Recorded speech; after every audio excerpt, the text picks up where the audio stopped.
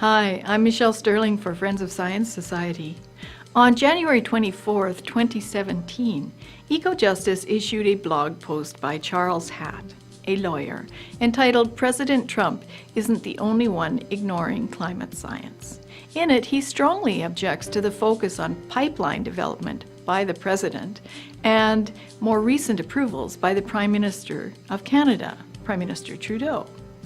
Mr. Hatt makes a set of misleading statements about fossil fuels and Keystone XL and the oil sands. Here, we, Friends of Science, are not promoting fossil fuels. We are providing a realistic assessment of the facts. The fact is, the world runs on oil. Why not Canadian oil?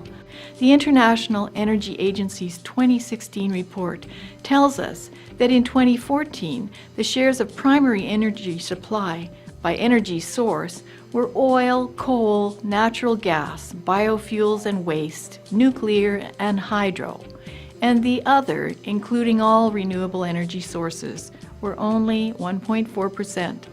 The message? Fossil fuels now account for 81% of the world's energy supply. So that situation will not change soon, easily, or cheaply. So we have to keep that in perspective.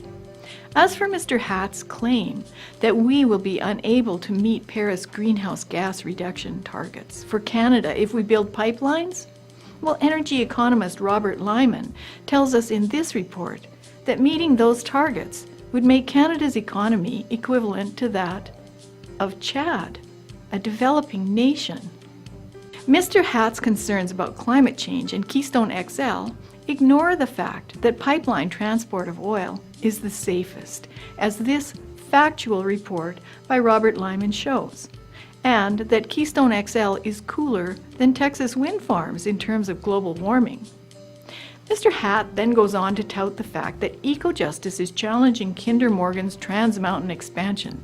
They claim it is a victory. Odd language for lawyers, don't you think?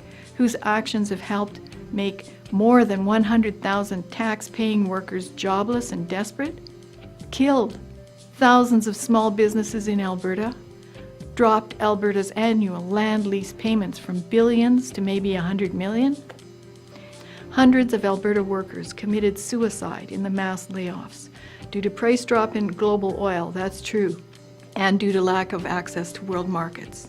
Ecojustice also want to save the whales, and apparently they don't care about tax-paying Canadian human beings or the fact that society would be plunged into chaos and anarchy if fossil fuels were phased out tomorrow, as they appear to advocate. But hey, save the whales. For Friends of Science Society, I'm Michelle Sterling. Join us, donate, share our stuff, join the conversation.